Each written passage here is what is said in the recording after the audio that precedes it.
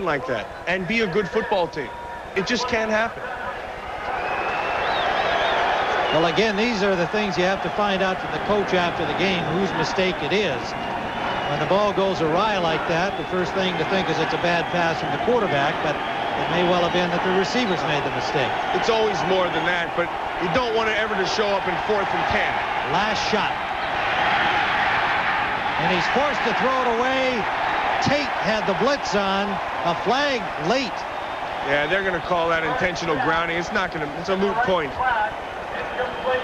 A flag on the play. Intentional grounding. Number 14. Lost it down. 4th down at the spot of the foul. That's a football game right there, Tim. They had one more chance and they didn't take advantage of it. The 3rd and 4th down passes incomplete. That's the game. Well, not a particularly scintillating way to finish for the Buccaneers in that last drive. And it may have been once that field goal was up that the spirit was out. But nonetheless, the Bears have done what they've wanted to do, and they send in Peter Tom Willis here to finish things up at quarterback, the 3rd-year man from Florida State. So the Bears will get to 3-3, and the Bucs will fall to 3-3. Still 2:18 to play, and a 1st down inside the 10. Lewis and Mark Green are now the running backs. Lewis got maybe a yard. That'll take us to the 2-minute warning. So I think the question answered here today was, are the Tampa Bay Buccaneers ready to step up? No. Almost fucking got there. He said that. Lewis. Oh. Touchdown. Darren Lewis.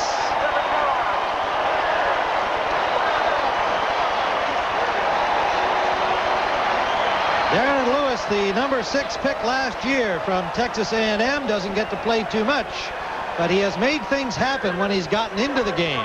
Yeah, you know, we talked to Ditka about him, and he said we've got to get him in the game more. And this is great effort, great abilities. You're going to see that Darren Lewis, and he's hit and stopped, and just a spin. Santana Dotson can't get his hands on him when he has the opportunity. Butler. And the Bears make it an official rout. 31-14.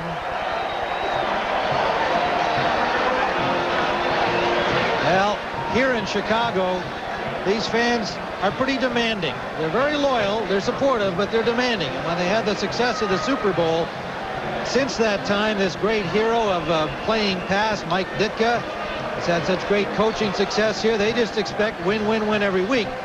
When they're 2-3, suddenly it's like, you know, a major disaster, the Chicago fire or something. But it was way too early to worry about that. And they'll be at Green Bay next. Minnesota, they have Tampa Bay following Cincinnati, and then Green Bay again. So a lot of stuff can happen inside their own division now that they're back at 500. Yeah, they're back at 500, but they really have an opportunity with this schedule that Ditka says was a schedule that favored them, that they can really distance themselves from the pack, or get back into the pack with Minnesota. Each team badly needed this win today, and the Bears have come out on top. Hawkins returning it to the 18-yard line, stopped by Tate, number 49, with 1:50 still to go, and a happy Darren Lewis giving it to High Mom. Yeah, he's giving the High Mom because they got that big win, and that evens them up at 3-3. Tampa and Chicago, but I guess you'd put Chicago ahead of them, but and they got the Minnesota coming up, and then they get into the NFC Central schedule. So Chicago has an opportunity really to take that big next step that we always talk about, taking a step up in the standings. Credit to Minnesota, an impressive win Thursday night over Detroit, but there are still those who think maybe they aren't as good as a 5-1 record would indicate. This is still a tough division with a lot of games left to play. Yeah, and it's very young, Tim. Very young season. Birdie on 1st down. He's got Hawkins open, and Hawkins runs into Fain for the 1st down to the 36-yard line. 4 new players come on the field here, and Testaverde is going to leave. Craig Erickson, the rookie from Miami, comes in at quarterback. An interesting substitution by Sam White. You let Testaverde start the series and then runs in Craig Erickson along with 3 new players to finish it up. Reggie Cobb gets about 3 out over the 40-yard line. Well, your old teammates did it. And that, I say it again, that doesn't surprise me. At Washington, this is too early of a team for Joe Gibbs, for anybody to put him down. Give him a whole season. I like his chances. Erickson connects to Drury. A flag is down. He has a first down to the 47-yard line. Tim, you know, a couple things popped out at me as we watched this game and watched it unfold. The Chicago Bears told us that Sean Gale was going to make a difference, and they were right. And they also wanted to see if their defense would play better in the second half, and it did. So a couple questions answered for the Chicago Bears. Defense, number 21, turnovers declined, first down. And a big question answered by the Tampa Bay Buccaneers. I think they found somebody that they can really hold on to and lean on, and he comes in the form of Reggie Cobb. No doubt. And again, a good young defensive team that's only going to get better. Right.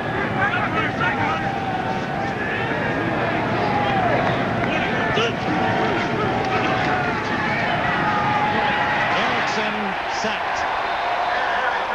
Good coverage downfield, and the rookie did the right thing. 3rd sack of the day. Alonzo Spellman, a Bear rookie. Yeah, and they can't say enough about Alonzo Spellman.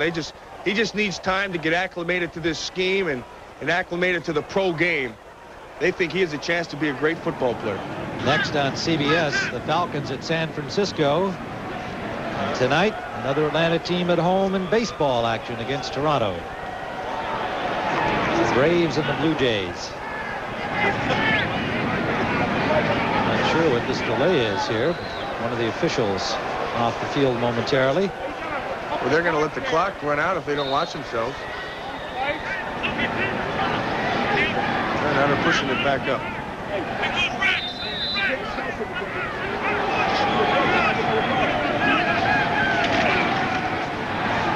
Gary Anderson. 4 Bears waiting for him. Marcus Paul, number 36, made the tackle. So that's going to do it here. They might get one more play in a hurry. 16 seconds and counting down. Chicago Bears get to 3-3, and Tampa Bay falls to 3-3.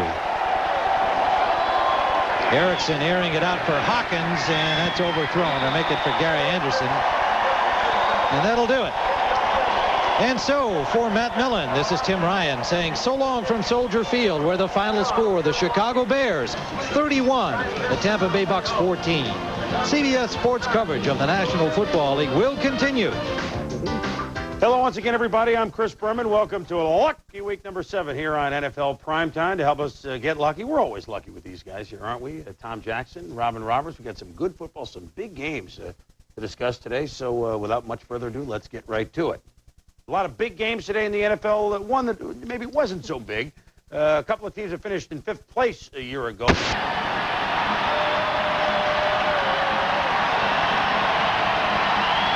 Now the 3-2 pitch. Just missed. Teams' defenses step to the forefront today. Defense and, oh yeah, a running game. Rod Bernstein. Marion Butts didn't play, but Bernstein had 11 yards. Then he had 6 yards as the Lightning Bolts look to go ground today at the Hoosier Dome. Then Bernstein gets some blocks, escapes the grasp of John Baylor, dives over Mike Pryor into the end zone. 7-0 Chargers. Look at the big man make the dive. And play action, Tommy. Yeah, Chris, this game is so complicated. You run the ball well, you play action, people believe it. Here, Nate Lewis gets in between Jason Belzer and Mike Pryor. Bernstein with the play fake. Long completion. So the nice pass to Lewis, and then 2nd and goal from the 2. Bernstein up and oh, he likes this dive thing. 14-0 the Chargers. The runner at second and Sanders at first. Career career-high 150 yards on 23 carries today. Junior Seau missed his first game as a Charger since his rookie season with 1990, but the rest of the defense is tough. Doink, off of Bill Brooks, Delton Hall, Foghorn Langhart, Gilbert, come on, incomplete. Next play, Jeff George. And Darren Carrington picks it off in the end zone for the Chargers. Third quarter, 17-7 San Diego. George, doink off Brooks, into the hands of Carrington again. 2 end zone interceptions for Darren Carrington. Then, watch this, though. John Baylor, look out, Stan Humphries. Chip a rumbling, bumbling, stumbling, fumbling. Come on, get some stickum on those fingers. Get the football.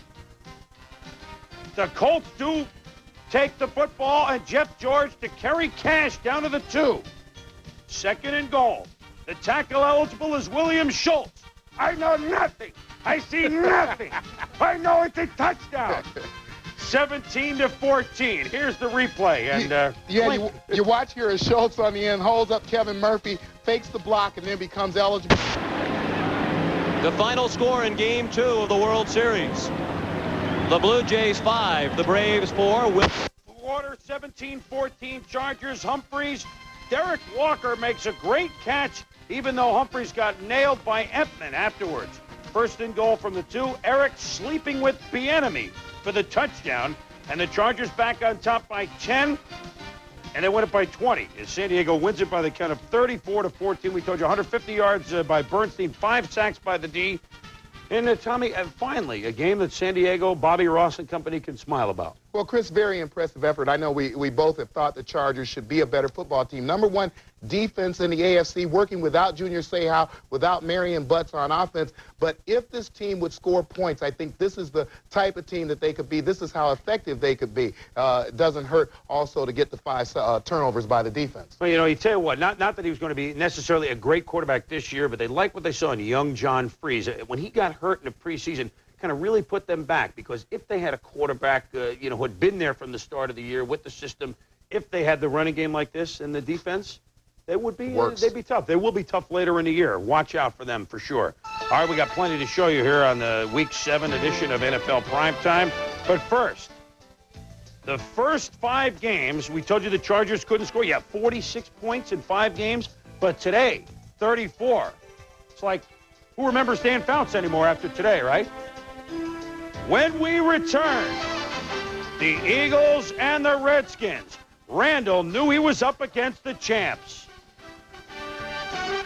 And, well, Robin, the Green Bay Packers, Cleveland Browns, not exactly offensive juggernauts. No.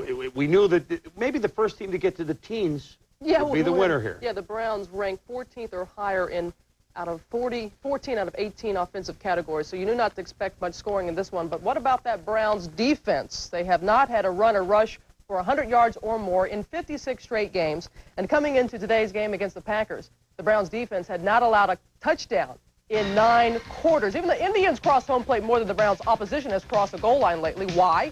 Guys like defensive tackle Michael Dean Perry, big number 92, bullsways his way in to 2 Packers. Bats down Brett Favre's pass. Guys like safety Vince Newsome blitzes in untouched, sacks Favre for a hefty 11-yard loss. Guys like safety Eric Turner steps in front of a Sterling Sharp pass, almost picks off Favre. Guys like linebacker Mike Johnson. Darrell Thompson goes right, is hit, fumbles. Johnson is there to recover it. Very next play, a draw to Leroy Hoard. He's hit, he fumbles. Keith Lord recovers it. Then the very next play, Vince Workman is hit by David Brandon. 3 plays, 3 fumbles in 15 seconds, 3-0 Cleveland at the half on a 26-yard field goal. Mike Tomczak tied at 3 in the 3rd. He hits Eric Metcalf, and he eludes a couple of Packers for a hefty 31-yard gain to the Packer 4. Next play, Kevin Mack goes in untouched from the 4, but he got some help, TJ. Yeah, Mark Navarro doing a lot of things that he did well for the Giants here, blocking outside on the right side of the line. Lets Mack go right off his hip into the end zone. 4th quarter, Browns up 10-3. The Pack first and goal at the 9. Favre in trouble, sacked by 3 Browns. Next play, Favre overthrows Vince Workman. 3rd down, Favre fumbles. Harry Sidney recovers. The Pack settle for a 37-yard Chris Jackie field goal. Bill Belichick's offense, they can score. Tom Zach hits Mark Bavaro, not 1, not 2, not 3, not 4, not 5, not 6, but 7 Packers drag him down 2 plays later. From the Packer 5-yard line, that's Mack again. His 50th career touchdown. Browns up 17-6. Nice sweater there. Bill Belichick walks off having won 3 of his last 4. 17-6 is the final. Make that 13 straight quarters that the Browns have not allowed a touchdown. They're not 500 on the year, 3-3. For the Pack, Brett Favre completed 20 of 33 passes for 223 yards. But back to that Browns defense, they give up a lot of yards. But inside that red zone, they have yielded a league low 6 touchdowns. Well, that's consistent with the way Belichick goes. Sure. He may not have quite the players he did with the Giants, but yet they're doing what he asks. Also doing what he asks this year, Robin, the Tampa Bay Buccaneers. I mean, how long has it been since in Week 7 the Buccaneers go into Chicago to play the Bears that the Bucs record was better than the Bears record? 3-2 against 2-3. Well, Mike Ditka was looking to put an end to such foolishness. Both teams had the bye last week. We go to Soldier Field, 53rd birthday. Would it be a present for Mike Ditka? Jim Harbaugh, well, yes, Coach, what is it you want me to do? Oh, you want me to hit Brad Muster with this play? Colonel Muster in the flat with the candlestick. The Bears in business against Tampa Bay. Same drive. Harbaugh to Wendell Davis between 2 Buccaneers for 13 yards. That helped the Bears set up second and goal at the 1. Neil Anderson, stop! See the dive and a nice play by the Bucs defense stopping him before he got airborne. 3rd and goal. Audible? No. We call a timeout. So Mike Ditka says, well, I'll tell you what we're going to do. It's going to be an unbelievable play, Jim. This is what I want. Brad Muster in the end zone with the lead pipe. Bears lead it. The Colonel, 7-0. And a 9-minute plus drive. Next possession for Chicago. Harbaugh. Underthrown, but who goes and gets the ball as always? Tommy Waddle, 42-yard gain. Bears on the 25-yard line, 4th and inches. Harbaugh keeps it himself, 1st down, Chicago. Same drive, but second quarter, they change ends. Harbaugh to the Colonel. Muster for a touchdown. Almost a 7-minute drive this time, 14-0 Chicago. They're playing bad football. Sam Weiss trying to get his Bucs moving. Vinny Testaverde, play action. Their top draft pick, 2nd-round pick, Courtney Hawkins, pulls it in for a 26-yard gain and a 1st down. Vinny, wait a minute, is he allowed to audible, Tom? Yeah, and he's picked up that complicated offense of Sam Weiss. That looked like Canadian football. He moved 4 guys before the snap of the ball, and then he looks for number 85, Courtney Hawkins again, and he gets into the end. Don't tell me an audible paid off for a touchdown. It does. And the Bucs trail 14-7 at the half. Now, the Bears have had good first half, but poor second half this year, being outscored 100-34. But not today. Richard Dent, with help from Roper, gets the sack on Vinny. His 106th sack. Now, this isn't just any team. These are the monsters of the Midway. 106 sacks, Richard. You're the club leader. Impressive. Harbaugh to Anthony Morgan. Now, I'll tell you what, it's hard for anybody to look fast when you wear these uniforms. But Morgan can burn. Forget it. You're not going to catch him. 83 yards. And for Harbaugh, after the touchdown, a day of 304 yards passing. That's his career high. Down 7 in the 4th. Could Vinny rally the Bucs? No. Picked off by Sean Gale, just activated before the game. Returned it to the 22. And the Chicago Bears go on to defeat the Buccaneers 31-14. Mike Ditka now 17-3. Lifetime coaching against Tampa Bay. And we told you about Harbaugh's great day of 304 yards. Well, with all the merriment comes reality, and all of us here at NFL Primetime, I'm sure all you out there, our condolences to tight end of the Buccaneers, Ty.G. Armstrong. His mom, Annie, was in the stands today and suffered a heart attack, later passed away. So our condolences. She was watching her son play, and she's passed away at the age of 51. We'll be back with more football in just a moment. First, inside the numbers, we go to the Cleveland Browns. And remember the first week Bernie Kosar was shaked? Is that a word? Rattled and rolled by the Colts 11 times? Well, the last 5 games, he's only been sacked 3 times. Credit the Browns with some major league improvement. That's why they're winning their last couple of games. When we return, a big game between 2 teams that once used to call Dallas their home. The Cowboys are still there, and the Kansas City Chiefs were once the Texans. They came back to Big D to pay a visit. Who would run with the Dallas Cowboys? You know, both Jimmy Johnson and Marty Schottenheimer took over these respective teams in 1989, and since then it's been nowhere but up for both clubs. Which would be more impressive today? in the stadium with a hole in the roof. Emmitt Smith and the Cowboys up 7-3 in the second quarter. The pitch from Aikman to Emmitt, and he cuts for 12 yards. 12,000 yards would be an interesting run. He does have 3,000 for his career. He's only 23 years of age, the youngest ever to reach that mark. Yeah, and Chris, on this particular run, he shows you all of the things that make him successful. The great vision, the ability to make the first couple of guys miss, and lately, we've noticed he's developed a good stiff arm. He uses it here just before he gets out of bounds. So second quarter action, Dallas down to the 2. Emmitt Smith finishes what he starts. Touchdown, the Cowboys lead the Chiefs 14-3, and Jimmy Johnson says, yeah, that's I think I'll keep him back there for another 12,000 yards, right? Last week, Marty, play action. They opened up the game that way, didn't score much, got a field goal early. Dave Craig runs the play action, hits Willie Davis. And when you do that, then Christian Okoye for 6. 4th and 1, they give it to Barry, never a discouraging word. First down, they keep the drive going. Craig stumbles with play action to Willie Davis. Former Packer, former Dodger, now Chief. Then Barry Word takes over for 4. Barry Word takes over for a tough 2. Barry Word takes over into the end zone, finishing off a 15-play, 77-yard drive, 14-10 now. Dallas leads at the half. One of the big acquisitions Dallas has made this year, Charles Haley, and Charles was in charge. Yeah, Charles Haley is giving dividends to the Dallas Cowboys right away by sacks, but not only the sacks, many times he's pressuring the quarterback, making him get out of the pocket and allowing other people to make big plays. And he's, I don't know, he's inspired. Jim Jeffcoat still looks good. Tommy nails Craig there. Haley forces Craig to scramble, and Jimmy Jones, the handyman, dumps him for the sack. 3 sacks today. Albert Lewis unable to go for the Chiefs DBs. Now with He had some words. you have to play man because he's a better man player than zone. So I think that with him in the game, it's not going to be that much of a drop-off, actually. But early on, Dale Carter, going to be a good player, but he was overmatched by Michael Irvin. Yeah, a bit overmatched. It seemed like every time we looked up at the screen, Michael Irvin was catching the ball. He only ended up with the 6 catches, but he also had 3 penalties called against Dale Carter. You see that every time he ran, here's one, a little stop and go. Carter sees that he's beat. He doesn't have his eye on the receiver. Michael Irvin, a pretty tough receiver to come out on as a rookie. And Aikman knows he hits Michael Irvin and beats Carter for a touchdown, but Illegal motion, 88, offense, still first down. so the illegal motion on Irvin, and the Cowboys never got on track. Here he is at the top of your screen. He's way off, 3 steps in advance. And then he gets called for offensive interference.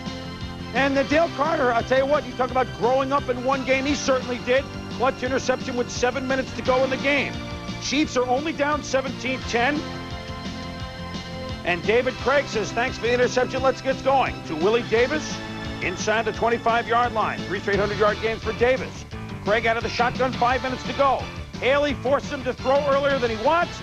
Picked off by Ray Horton, who heard a who. Marty Schottenheimer again. 3rd tough place that the Chiefs have gone. They've lost in all 3 places. Houston, Denver, and Dallas. Kansas City played another pretty good game. Wasn't enough. Dallas beats them by the count of 17-10. The Cowboys have the longest home winning streak right now. It's 10 in a row. And afterwards, that flying man, Marty Schottenheimer, said the Chiefs can do better. Well, it's disappointing. My feeling is very simple. And this is what I've told the football team. If we play the way we're capable of playing, we can win. We can win the whole thing if we play the way we're capable of playing. But we haven't done that yet. And every guy, starting with me, has got to look at himself and find out, what else can I do to be better? Sooner or later, that the schedule's going to get a little easier for Marty Schottenheimer and the Chiefs. They didn't stink out the joint again, although the record will show they're 4-3.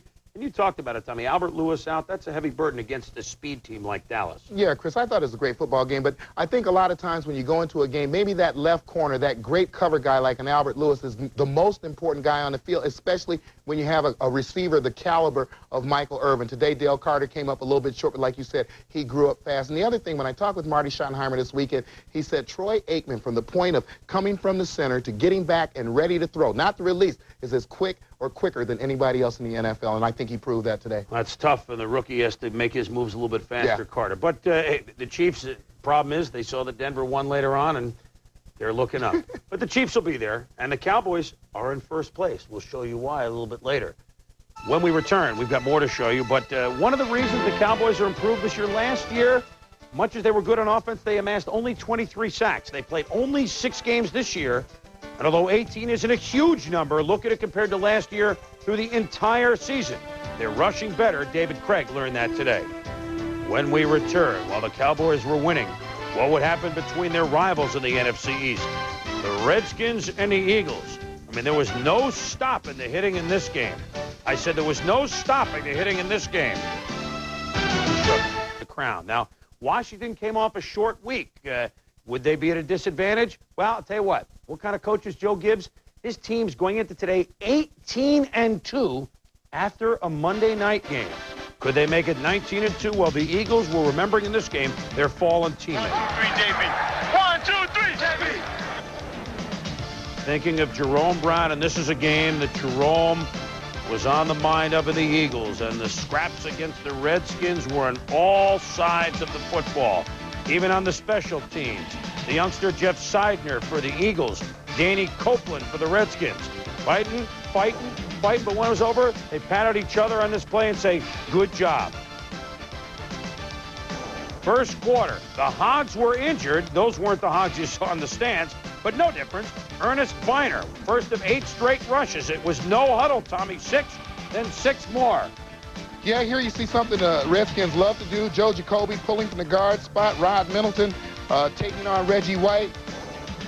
And you got Biner looking for the hole and cutting it up in there for 4. So even though Lachey is out, Bostic is out, Simmons playing with back spasms, they still move the ball, and Mark Rippon to Art Monk for 9 yards, and then they double-team Reggie. Yeah, Reggie White had a pretty quiet day today because they double-team a lot. Here, Ed Simmons and Rod Middleton do the job.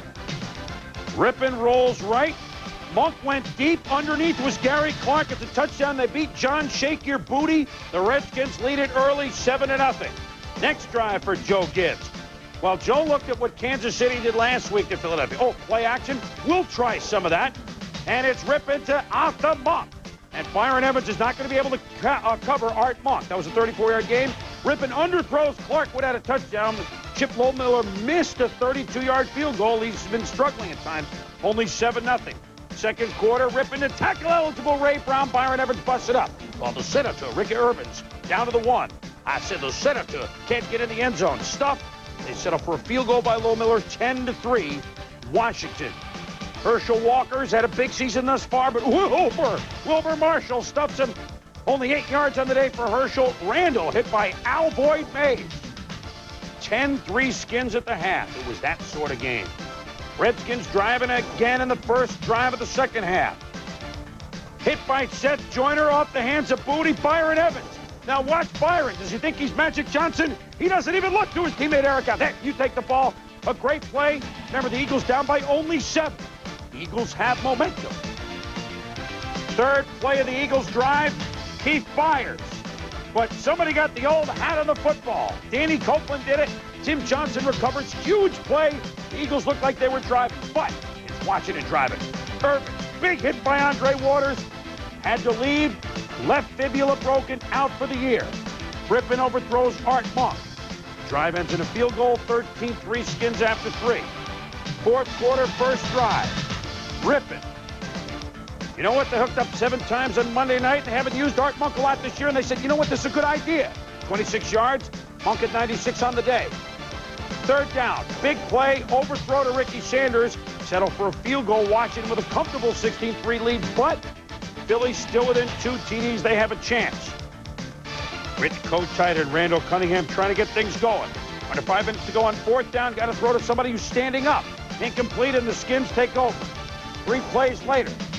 Kelly Goodburn. You know what? The score was 16-3. It was 13 points. Get out of the end zone. It's 11. It changes nothing. So it's 16-5. After the free kick, Randall the Pliers. 21-yard pickup. Randall to Calvin Williams. Boom! A.J. Johnson with the hit. Wait a minute. They think the game is over? The Eagles don't think so. Randall on the roll. Hits Williams. But there's just 25 seconds to go. It's way too late unless at 16-12 down, they can recover the onside kick. And watch this. Out of the hands. Can the Eagles get it? No, it's Wilbur Marshall, who played another huge game for the Skins. Watch the play in the sure hands and the dive, Tommy. Yeah, Wilbur Marshall playing as good or better, actually, than any linebacker in this league right now, and it's all due to his aggression. I mean, he's the most aggressive guy in the league right now going to that football. Oh, by the way, Randall Cunningham did get enough yards in the game to pass Fran Tarkenton for the all-time #1 spot of modern-day quarterback rushers. He has the mark of 3,683 yards, but you know what? They don't have the win. The Redskins a couple weeks ago looked in trouble. Guess what? Both they and the Eagles are now 4-2. Skins win it 16-12. And afterwards, Joe Gibbs had praise all around. It was offense, defense, and special teams. It took all of us, I think, today, and it was everybody just fighting their guts out on every play, really. So I think it took a total team to win it. A lot of people talked this week about Philadelphia and their great defense, and for good reason. They are very talented, very good. But I think we're fortunate to have a group of guys on the opposite side of the ball that we play with that are as good and have played as well as anyone. They played me 8 years, so they know my style. They have a couple of schemes, but other teams won't try because maybe some other teams don't have the personnel. They've got the personnel to match up with our personnel. And you know what? You talk about personnel. The reason the Skins have beaten the Eagles now 11 out of the last 15 times, they can neutralize Philly's strength up front. Even though the Hogs were hurt, hey, Jim Hannafin, the coach of the Lion and Company, getting it done. The Eagles have given up less than 61 yards a game on the ground going into today. The Skins had 102. That punt safety made it -4, so only 98. But they ran better than expected, and it forced Philly back on their heels defensively. It was the difference in the game. The Giants and the Rams. The Giants used to roll in this division, the NFC East. But all of a sudden, they're going out west. 2 weeks ago, they lost to the Raiders. Could they get it right in L.A. this time? Well, Jeff Hostetler, healthy, but not after Sean Gilford hits him like this, and Bill Hawkins sits on him with good measure. Rams having problems in the first quarter this year. They're outscored 48-0. But Jim Everett trying to change it 22 yards to tight end Pat caught it. The 8-yard screen pass to Cleveland Gary.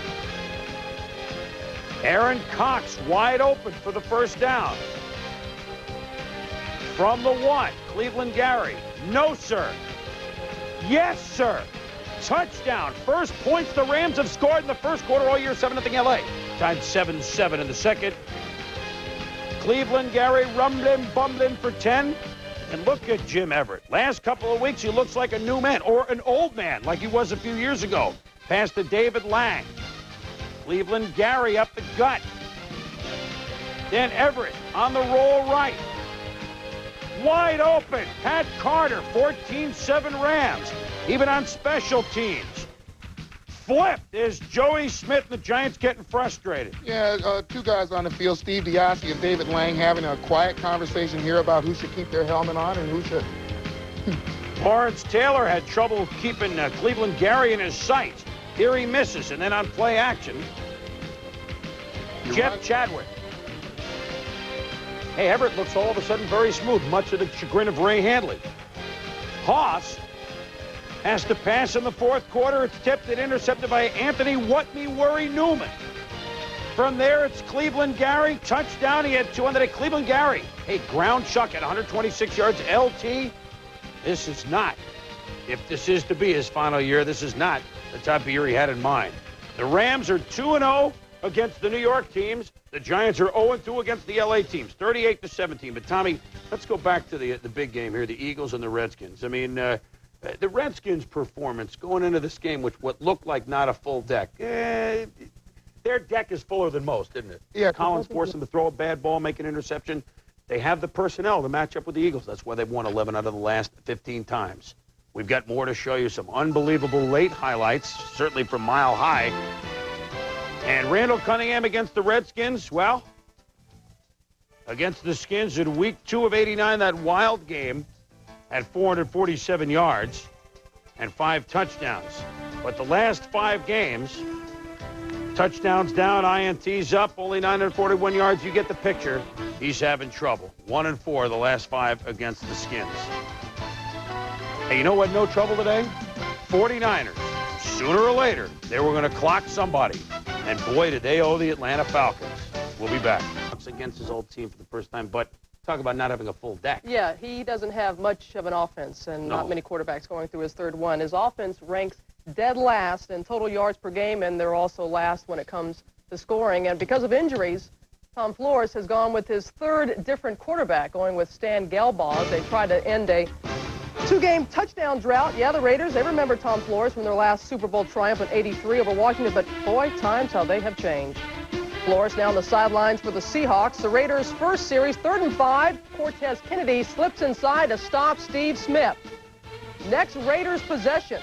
Kennedy comes clean and sacks Todd Marinovich. A costly sack, TJ. Yeah, one strong card they do have in their deck is Cortez Kennedy. Here he comes in, he gets Marinovich, and then he puts all his body weight right there on Marinovich's knee. He would have to leave the game, understandably so, and not return. So Jay Schrader, he's had pretty good success against Seattle. He comes in, hits Tim Brown on the crossing route for 22 yards.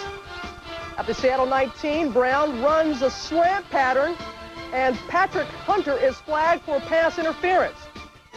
And that sets the Raiders up at the 4-yard line, where Schrader finds the speedster, Willie Gault, in the corner. 4-yard touchdown toss. 7-0 Raiders, TJ. Yeah, beautiful pattern here by Willie Gault. He goes inside, post, freezes Dwayne Harper, takes him back to the corner.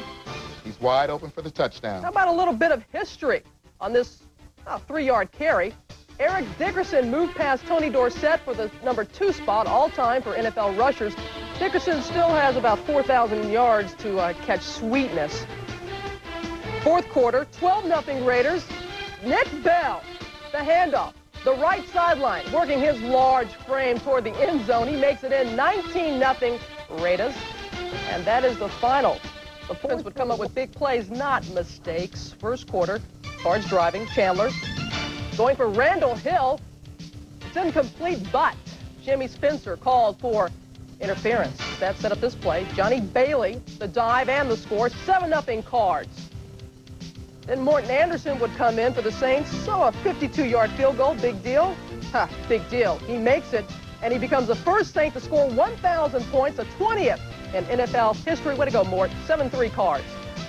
Penalties hawked the Saints. Chandler going long for Anthony Edwards, and again interference, again on Jimmy Spencer. And it set up the 6-yard pass to Ernie Jones. 14-3 Cards. You better believe the fans are psyched there. And the Sun Devil Sunbathers, well, they smell an upset. Not suntan lotion, an upset. Third quarter, first possession, second half, Chandler to Ricky Prohl.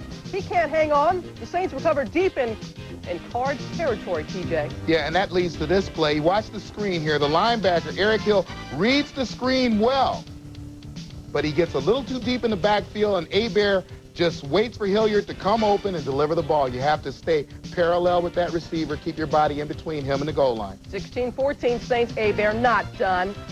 He hits Quinn Early for 59 yards, 23-10 Saints. Hebert 355 yards passing. The Saints win by a final of 30-21. The Saints limited to 13 or fewer points in 5 of the first 6 games. Well, they get 30 today. They move to 5-2 on the season. Let's go inside the numbers. Our honor roll, if you will. 100-yard rushers. Hey, Rod Bernstein.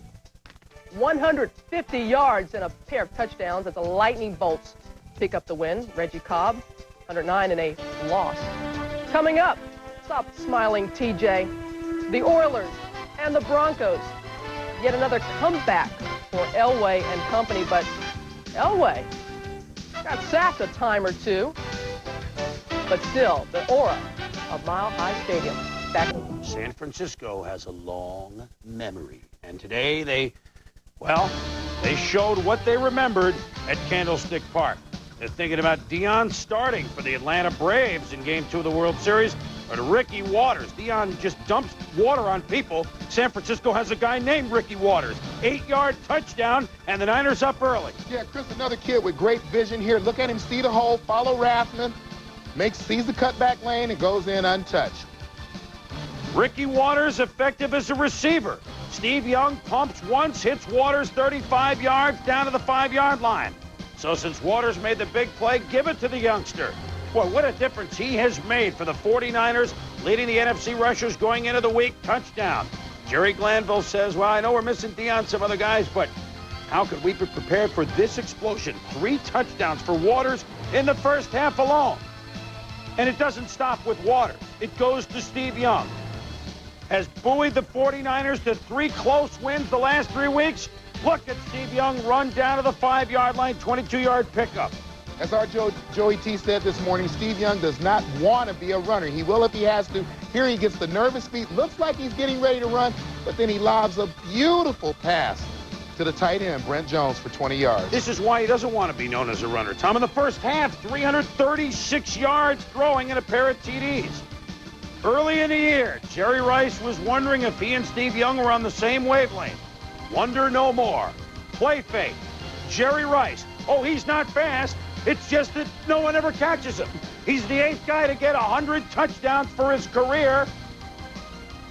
And Jerry Rice does more than just catch. He's the complete receiver. As complete a receiver as has ever played in this game. Look at him block on the corner and clear the path for Ricky Waters to get into the end zone. I think even we could score. Well, maybe. But this is no debate. Jerry Rice can score. Young, to Rice, dip, dip, dip. Get out of here. You got to be kidding. We don't have tearaway jerseys. I don't need them. Touchdown, 42-10 Niners at the half. Third quarter, Rice on a reverse. Look at Steve Young out there leading interference. Jerry zips into the end zone for touchdown number 102. This Jerry is stunned. Jerry Rice, 7 catches, $183 receiving, 26 yards rushing, 3 touchdowns. I think you get the picture. San Francisco, Tommy, the Broncos are out of the books. The 49ers record before for scoring was that Super Bowl 55-10 over the Broncos. You're safe. 56-17 over the Falcons. Speaking of the Broncos, you're never safe when you play the Broncos in Mile High. Houston tried to, well, they remember their last-minute loss to the Broncos at Mile High in the playoffs last year. The Oilers wanted to come back. So against Mike Horan, Bubba McDowell blocks an early punt. Steve Jackson recovers for Houston, brings it to the 15. 2 plays later, Warren Moon to Ernest Givens from in the end zone. Touchdown, 7-0 Houston. With the score 7-3 in the second. Look at that dance. Scores 7-3 in the second. Gaston's Green takes the handoff, and he could go all the way. Where's he been all year? He's here today. Touchdown, 10-7 Denver. Early second half, Low White in the 7 dwarfs. Lorenzo, a 5-yard touchdown. Oilers lead 14-10. Moves and the dive to go at it. Johnny Elway. One of his favorite targets through the years. Oh, let me tell you about Mark Jackson. What a beautiful pass, 39 yards, but holding on the play. No matter. 2 plays later, Elway back to pass. One of his favorite targets through the years, Mark Jackson. Look at the pass. Touchdown, 42 yards. This sticks, 17-14 Denver. Now you watch the safety here, Bubba McDowell. He bites up on the play when he's supposed to be given help on Mark Jackson. Chris Dishman says, where are you? So did that fan. 1, 2, 3. How many fingers up? Then the fourth quarter, Denver lead 20-14. Warren Moon to Haywood Jeffries. Look at DS-49, Dennis Smith. But Jeffries holds on. After 2 incompletions, Moon to the newest Oiler, Webster Slaughter. Look at DS-49, but Slaughter holds on. Then Moon under pressure. Look at DS-49, Dennis Smith makes the interception. What a defensive series for him. Moon worried that might mean the ball game, but he and the Oilers didn't quit. 3 minutes to go. Moon to Curtis Duncan. He's wide open. It's a foot race to the end zone. Atwater with the saving tackle, but they're down to the 9. 2-minute warning. Next play. Moon. Touchdown, Haywood Jeffries. The Oilers trying to do what Elway did to them last year. They're ahead 21-20. John Elway. What me worry? Are you kidding? First play.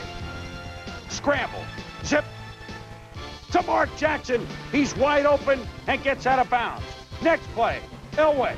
Zip. To Vance Johnson. 21-yard gain. Gets out of bounds. Next play. Elway. No! We're going to run it. Reggie rolling on the Rivers. It's a touchdown. Denver wins 27-21. The Oilers got to midfield, but their last gasp drive failed. I mean, as Yogi said, it's deja vu all over again. The Broncos beat the Oilers 27-21. They lead the Chiefs by a game in the AFC West. They're 5-2. The Oilers now 4-2. But the Dolphins were undefeated. Yeah, that's it. You take one, will you? What did the Dolphins do? Well, Pat's Dolphins, I don't think I'm going to get quite as excited about this game, but the Dolphins looking to extend their 6-game winning streak over the Patriots and, of course, remain the only undefeated team in the NFL. On the other side of the ball, the Pats wanted desperately to end their 6-game losing streak dating back to last season, at least score more than 3 points in the first half. Injured quarterback Hugh Millen, he would have to watch this one with Coach Matt. First quarter, 3-0 Pats in the lead on 3rd and 1. Tommy Hodson at quarterback. He goes deep to Irving Fryer. Not a bad catch, 59-yard touchdown reception. Pats led 10-0. Second quarter, Dan Marino passes a milestone. The completion to Bobby Humphries for 9 yards. And with that little completion, Marino passes Joe Montana for 3rd place in the all-time yards passing list. Then on the next play, Dan the Man, it's Mark Clayton for the 44-yard touchdown strike, 10-7 Dolphins trailing. The Pats could feel it slipping away. John McCarthy's punt is blocked by Bruce Alexander, and that set up a 35-yard field goal, tying the score at 10-all. Late in the second, still tied at 10, Marino to Keith Jackson, the 6-yard touchdown strike. Dolphins led 17-10. Still that same score. Last play of the first half, Charlie Bauman's field goal is blocked. Then first play for the Dolphins in the second half, Marino takes Mark Duper deep, 43 yards. Just like that, 24-10, TJ. Yeah, and the beauty of this play as you watch the end of it is Mark Duper making the adjustment right there, headed to the post, sees the ball, makes the mob because he falls for the catch for the touchdown. Still third quarter. Only trouble Super Dan has, leaving the Patriots bench. White men can't jump. How many times do we have to say that? He was not hurt. He was not hurt. He got up smiling. 2 plays later, Marino to Jackson again, 11-yard strike.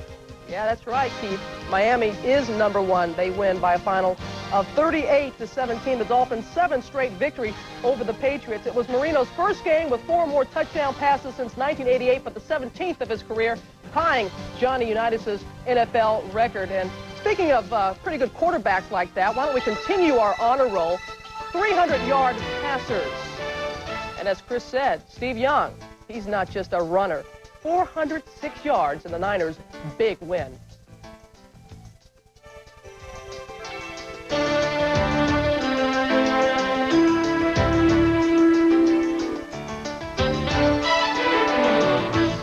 You know we're not finished. What's left? Prime time players.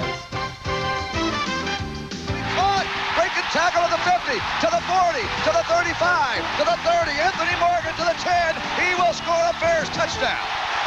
Primetime players. Hits the hole in a hurry. Gets over the 40. He's to the 50-yard line. Gaps into the 40, 35-30. He gets the block. He's clear to the 15, to the 10-5. Touchdown. The block was by Derek Russell. He cuts to the outside of the 15. He straight arm dude. He goes to the 10, the 5. He hurdles. Did he get into the end zone? Yes, he did. Touchdown. Harbaugh has time, throws it downfield. It is going to be caught. Breaking tackle at the 50, to the 40, to the 35, to the 30. Anthony Morgan to the 10. He will score a Bears touchdown. Watson on 3rd and 1 is straight back to throw. Floats it right sideline down the field, and it is caught. Fire for the 10, 5, touchdown. Whoa! Now goes deep down the right sideline. Rice has it, 45, 40, 30. Is it going to be number 100? Yes! 49er touchdown. Jerry Rice's spectacular 80-yard touchdown pass for number 100 of his great career.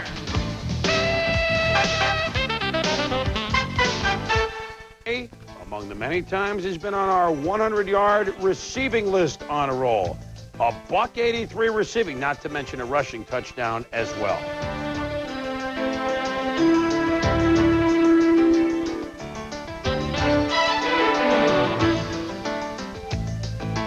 Jackson.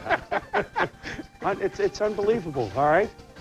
Marino, Elway, guys in the spotlight. We had fun in Week 7 and a big win by the Skins for Robin. The World Series. And once again, the wild pitch could play a part. Hinkie, to be effective, has to keep it down. First pitch, a strike over the outside corner at the knees.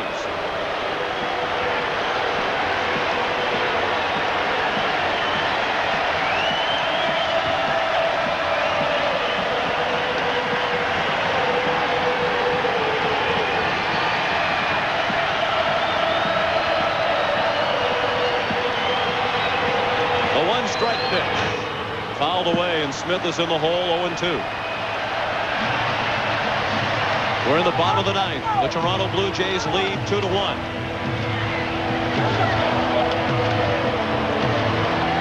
Smith at the plate with rally caps and evidence in the Atlanta dugout. One out. Jeff Blauser, the tying run at second. Now the 0-2 pitch. Just missed. Hanky took something off it and missed inside.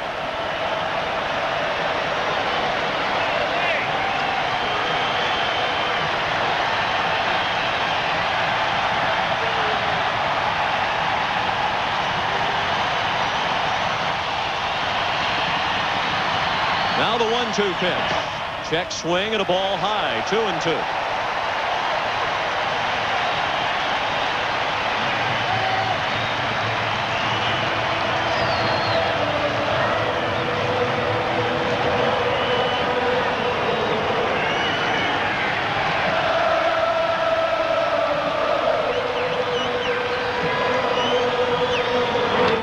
Bounced foul. Still 2 balls and 2 strikes.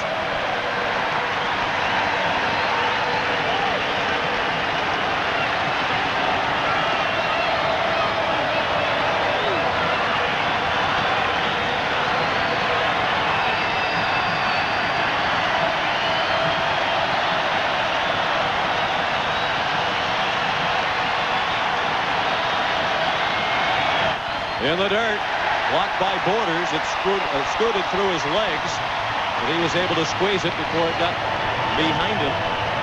And this was the pitch we were talking about, that splitter in the dirt.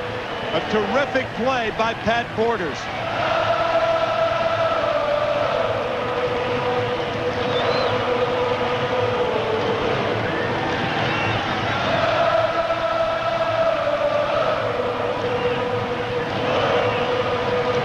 Smith has worked the count from 0-2 to 3-2. Blauser at second with 1 out in the bottom of the ninth. The Blue Jays lead 2-1. If they win this game, they win the World Series.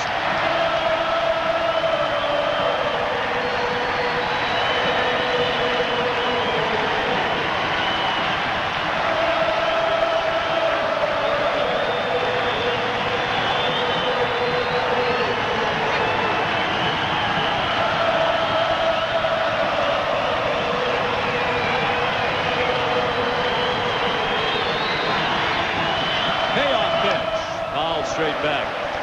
That was hittable. Hinkie has made some very difficult pitches against Smith, and now Borders wants to talk. You don't want to try him on another pitch like that. That ball was hittable. Smith fouling it back, just missing it.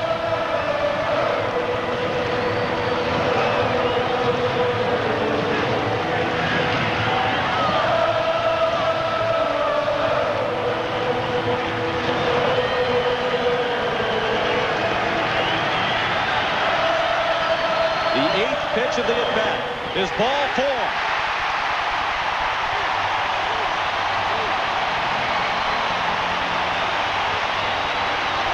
Talk about a gutty at-bat by Lonnie Smith.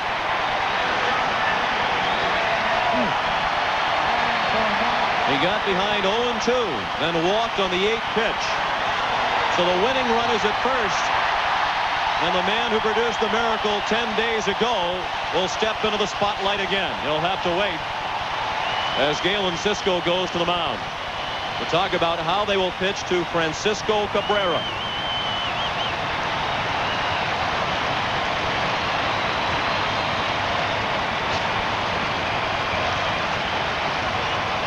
A lot of things come to mind right now, and one is the trail runner, Lonnie Smith. Bobby Cox has said that he is the toughest base runner trying to take a second baseman out of a double play. on a ball that allows Smith to get to a middle infielder, they're going to have to be careful they don't overthrow it first to allow the tying run to score. Cabrera, a fastball hitter.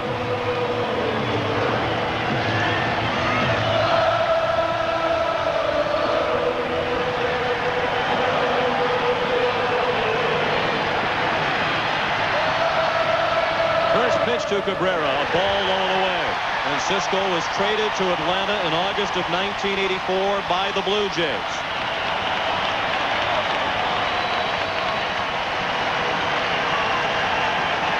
Tying run at second, winning run at first with one out in the bottom of the ninth. A double play ball would make the Blue Jays the world champions. Cabrera takes a strike. Tom Henke, Toronto's all-time save leader, trying to record the biggest save of his career in what could be his last game in a Toronto uniform. He's a free agent at the end of the year. The 1-1 to Cabrera. Ball 2.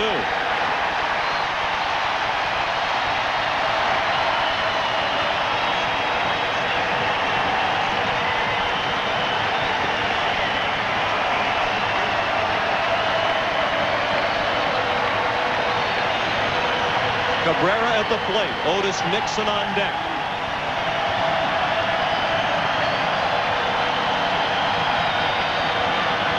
The 2-1. 2 balls and 2 strikes.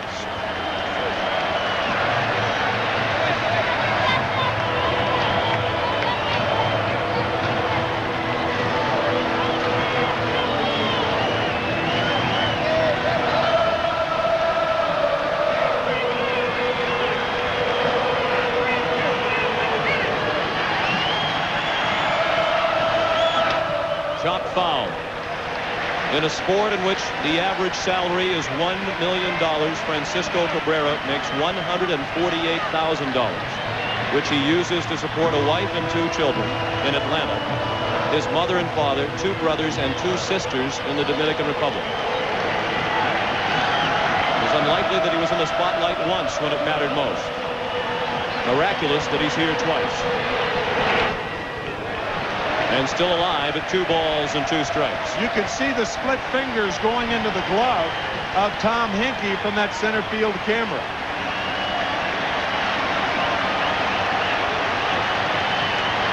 Steve Avery, the starting pitcher for Atlanta tonight. He would be the losing pitcher if the score remains this way.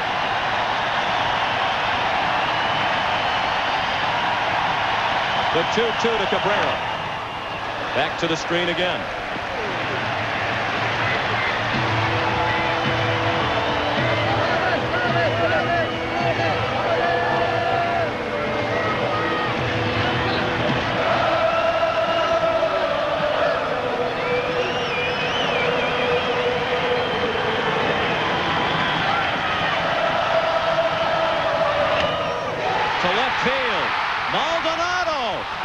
Catch. He started in and then it almost went over his head.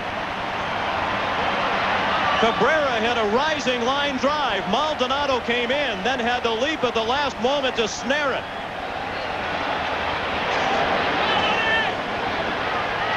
This ball hit like a tracer to left field. Watch Maldonado come in and now leap. And you could see Manny Lee in front of the, on that shot, leaping with Maldonado.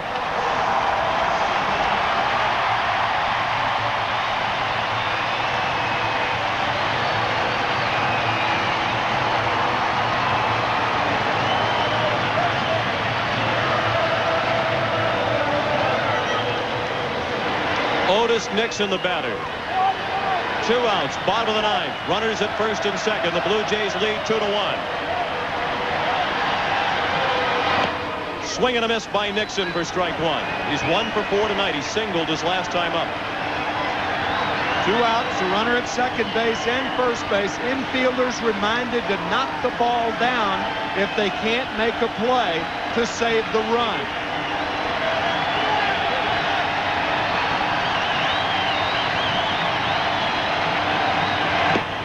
Strike 2.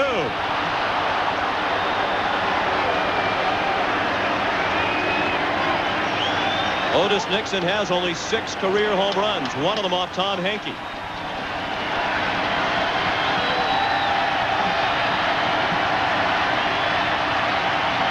The Blue Jays 1 strike away from the World Championship. The 0-2 pitch. Slap to the left side, a hit. Bowser is being waved in. Maldonado's throw is over everything. It's a tie ball game.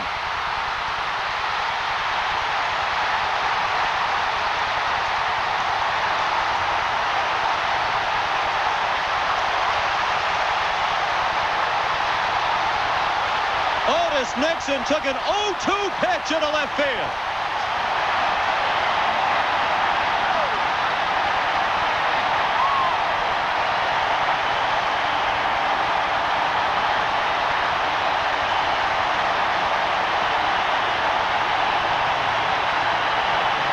Again, trailing 2-1. This ball goes about in the same area that Francisco's Cabrera's ball went 10 days ago. Blouser. Safe. Tie ball game.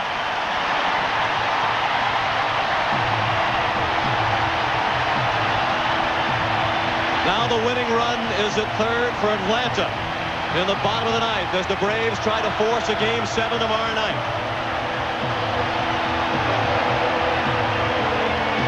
It's a single and an RBI for Nixon. No error charged on the play. They ruled that Nixon took second on a throw to the plate.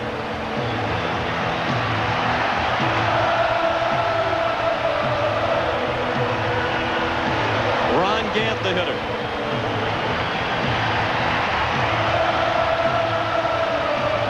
He entered the ball game as a pinch hitter and lined to right. He had a hit taken away from him on a nice tumbling catch by Dave Winfield. Last inning.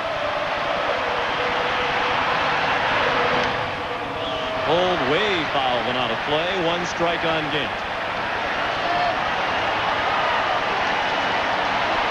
Charlie Leibrandt warming up in the bullpen.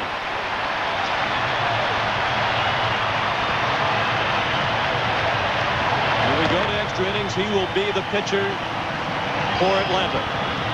He was the losing pitcher in Game 6 a year ago against Minnesota.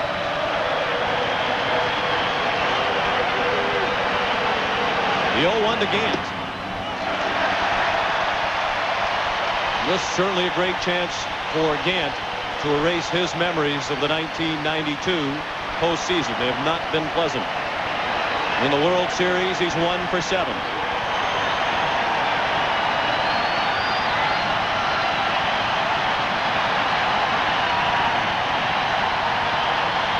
The 1-1 pitch, blocked by Borders. He has to block everything with the winning run on third base.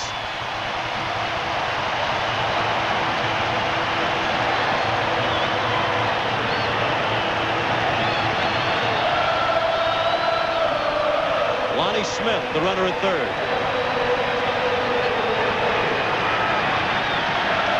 The 2-1 pitch, way outside. Gant will be followed by Terry Pendleton should Gant reach. So therefore, no chance that Henke is pitching around Ron Gant.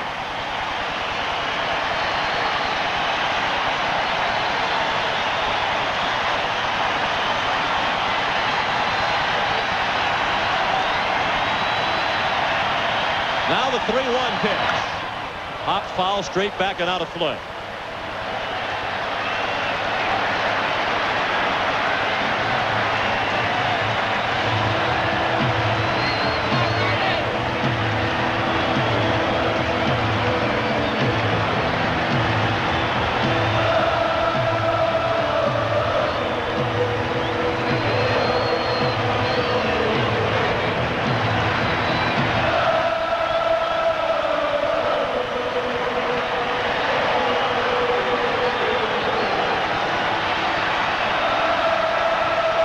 With a payoff pitch to Gant.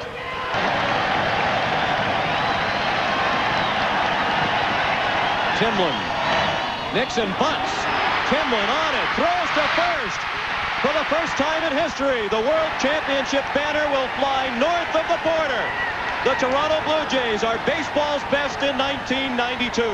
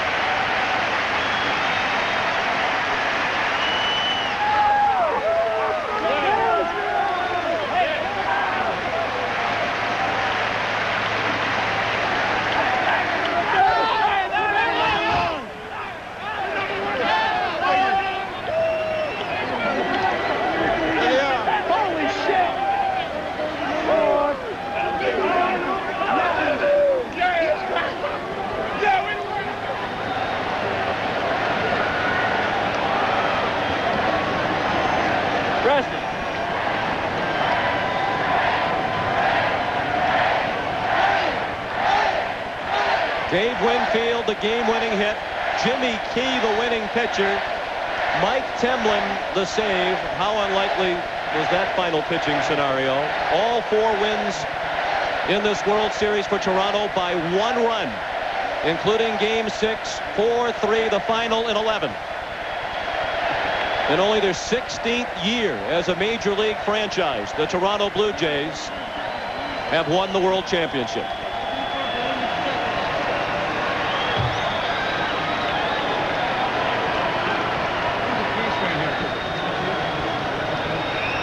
Oh, Canada.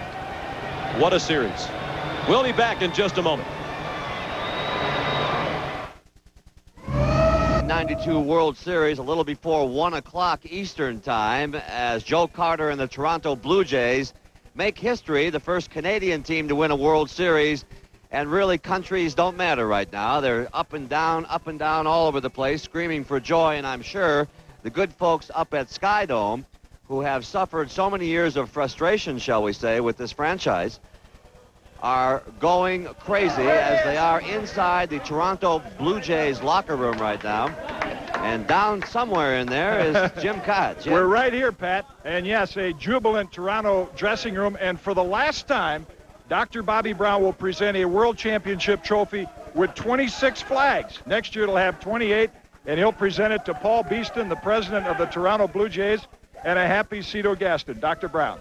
Paul, congratulations on behalf of Major League Baseball. I want to present you and Cito this World Championship trophy. It's a great win for you, for Cito, and for the Blue Jays. And I can only say this, the Braves are one tough team. Congratulations to both of you. Paul Beeston, your thoughts? You've been in this locker room since about the 8th inning, waiting for this to happen, and it is finally happened to the Toronto Blue Jays. Your thoughts right now, and congratulations also. My thoughts, Jimmy, you know what my thoughts are. My thoughts are for the guys in this clubhouse. My thoughts are for the organization. My thoughts are for the fans of Toronto. 45,000 people sitting there tonight watching the game on the Skydome, the Sky Vision. I mean, like, it's outstanding. I mean, this is really a tremendous evening for everybody in the organization, but most importantly for Cito. He brought the team here. It's his. I pass it on to him. Cito, congratulations. All right, Cito, you said when you won the American League Championship Series, you didn't know if you'd be able to speak. Can you give us a word right now? Maybe a couple of words. It's been a long, hard battle, but as I said, opening day, these guys have been focused since opening day, and if I could open my shirt, you would see it says 3 for 3, and we did it. Thank you. 3 for 3 in 92. The Blue Jays won the East. They won the American League Championship Series, and they won the World Championship. We'll be back in the Toronto Blue Jays locker room right after this. Let's go to Tim McCarver. All right, Kitty, thank you very much. The unenviable task of interviewing Bobby Cox for the 2nd straight year. And, Bobby, you had a terrific year, but it's kind of hard to think about that, I would imagine, right now. Well, we had a great year, and the guys played awfully good and awfully hard, and could have won this series with a few breaks here and there, I think. And, it was a series of great pitching, and Ronnie Gant just missed that one fly ball with runners at second and third, and we had 2 balls up on the wall tonight that they ran down with men on. So, it was one of those things, and, they're a good ball club, and they deserve it. Were there any thoughts of removing Charlie Liebrandt in the 11th inning with runners on at first and second? You had Jeff Reardon warming up. We had Jeff warming up, but Charlie's really effective against right-handers, and, he did a good job against him, and he gave up a ground ball. You can't fault anybody for giving up a ground ball base hit. Well, Bobby, you had a terrific year, and we're going to take you right back to Pat O'Brien right now. All right, Tim, thank you. Classy guy, Bobby Cox, and they did have a good year, but not good enough. The Toronto Blue Jays are the World Series champion for 1992, as you look at a live picture of their early morning locker room scene here, as they are celebrating the awarding of that trophy. The top flag on that trophy, by the way, they're arranged in alphabetical order, is the Toronto Blue Jays flag. We'll be back after a word from your local station. Stay with us. Toronto and the good folks up in Canada have embraced this series. As you might imagine, they are now World Series champions, and I'm sure all up and down University Avenue tonight the horns will be honking, and they are doing the tomahawk chop in the Toronto Blue Jays locker room for whatever reason. Jim Cott's down there with some of the boys. Let's go down to Jim. Well, they're doing the tomahawk chop, hugs, kisses, a little of the bubbly, and just about everything you could expect of a world championship team, and no one has waited longer than this man, Dave Winfield. What a timely first extra base hit in World Series history. I'm telling you, the oldest man in the room, the guy who took the longest to get a World Series championship, but there's not a person that's happier than me. While we were standing here during commercial, you said over and over, you cannot imagine the feeling this is. It's tremendous. I worked a long time, worked very hard this year. Even told them at the first year I'm going to bring my glove. I was able to play the outfield. I didn't do a whole lot, but I did something at the right time. I'm playing with the best team that I've ever played for in this game. And a great teammate right next to you, Joe Carter. Just a quick word from Joe before we talk to Mike Timlin, who made the game-ending play and saved the game. Worth the hard work and all the time in spring training, and even a little bit of drama before you finally clinched it. Well, we did. We had a lot of drama out there. But first, I want to give honor to God. He's been on our side the whole year, and we thank him for that, what he's given us this year. And this is very exciting, Jim. We battled all through the whole year. Milwaukee gave us a hard time. Baltimore, we never lost more than 2 games in a row since the end of August. And this team came back and showed what they made of. The Braves, they came out. They wouldn't give us any time off. They kept putting pressure on us, but all right, came out on top. We'll let you celebrate. Go get him. Joe Carter. Mike Timlin saved the game and made a terrific play on Otis Nixon's bunt. A little bit of a surprise when he did that? Yeah, Joe Carter said he might bunt. So, I threw in the next pitch, and I saw him square around, and I was hoping he'd come right to me, but, I had to move a little bit. Now, I mean, you're just like a second, third-year player, and you come into a situation like that. What is going through how fast is your heart beating? That's some pressure. I had to go all the way back down to Dunedin in the A-ball when I was a stopper down there, and, I did that constantly, and I just tried to think of it, as a, single A game, and, of course we had borders behind the plate, but it changes everything. But, I just try to make myself relax and throw strikes. All right, what's going through the bullpen now down there when Otis Nixon has got 2 strikes and you guys are ready to celebrate and that hit goes through? You got to regroup. You got to say, I might be in this ball game. Yeah, Ike and I were like, well, if we do this, we got to throw our gloves over here and run out there, but we just had to take a step back and, watch the game, and, we were feeling sorry for Hink, but it was a good pitch, and Otis just stays behind the ball, and he had a great hack on it. All right, but congratulations, Mike. Go celebrate with your teammates. Mike Timlin saved it, made a great play. Let's go to Pat O'Brien. All right, Jim, thank you. Dave Winfield was the oldest man to drive in 100 runs. Tonight he drove old Dixie down. Mr. May is no longer Mr. May. He's Canada's Mr. October. We'll be back after a word from your local station. Stay with us. Inside the visiting locker room, and speaking of close, Toronto won all 4 games by 1 run, and they are the world champions. They won the 1992 World Series. Let's go back down to Jim. Close quarters, but happy quarters, and it's now my privilege to announce the most valuable player of the 1992 World Series, catcher Pat Borders of the Toronto Blue Jays, and to make the presentation, Jeff Hurlburt of Chevrolet. Jeff. Thanks, Jim, very much. Pat, on behalf of Chevrolet and our fine Chevrolet dealers all across North America, we're very proud to award you the World Series Most Valuable Player Trophy. In addition, Chevrolet is pleased to donate to the charity of your choice a brand new 1993 Chevrolet Astro van. Congratulations on a great series. Thank you very much. Pat, in your wildest dreams, I mean, you have made so much improvement as a catcher and as a hitter, but in your wildest dreams, standing here, the most valuable player of the 1992 World Series, you couldn't have imagined. That's a shame I can't give it to every player. Devon White made a game-saving catch in Toronto. Dave Winfield tonight. Dwayne Moore came in and got 2 wins. There's so many players that could easily get it that it's a shame one person get it. Well, one person that deserves it, obviously, is you, not only for the way you hit, but I think what was impressive to everyone watching this World Series is the way you handled the pitching staff and the way you blocked a lot of those fork balls that might saved runs in games. And who helped you with that? And when did you really begin to make that kind of progress, turn yourself into a great all-around catcher? I don't know. It's taken a few years to learn how to block balls. I played third base, and I was used to catching the balls, and that was a problem for me. But the coaches really harped on it, and they've got me better. And the staff here, they use it so much that I'd better block it or they'll find somebody else. Pat Borders, congratulations on a great World Series. The Toronto Blue Jays, 1992 World Champions. Let's go back to Pat O'Brien.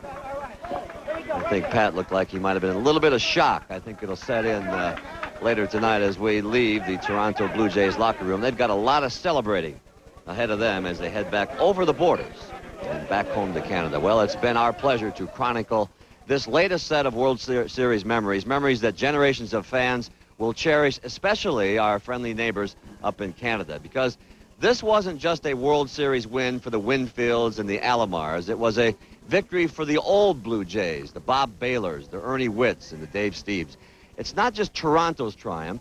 It's for the fans from Halifax to Vancouver and for places in between like Medicine Hat and Moose Jaw and Thunder Bay. Finally, we'd like to think that this World Series might have been for Red Barber because it was his final one. But life goes on, and so does baseball. So for many of us, tomorrow is the saddest day of the year. It's the day when we wake up and realize that the season is finally over.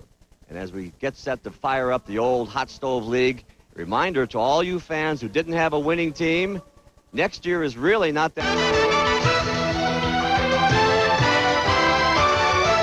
Week 8, we're packed on NFL Primetime. The Raiders try to pull out all the stops against the Cowboys in the hunt for their perfect October.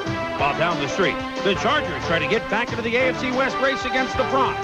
The Vikings want to prove to the champs that they belong with the NFL elite. But a native Minnesotan tried to keep the Skins ahead. The Eagles defense headed the Cardinals off at the pass. Speaking of D, the Dolphins tried to stay undefeated.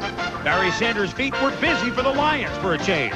It's time to start shaking. I said it's time to start shaking. NFL Primetime is next.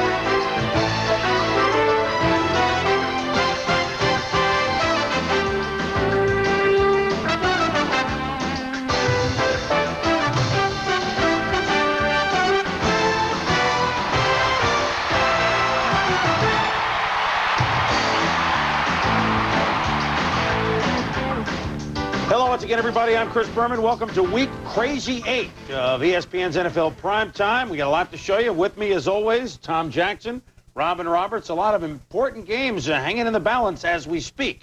Very quickly, let's get you caught up on the late games around the league. Dolphins' undefeated season hopes could go by the boards.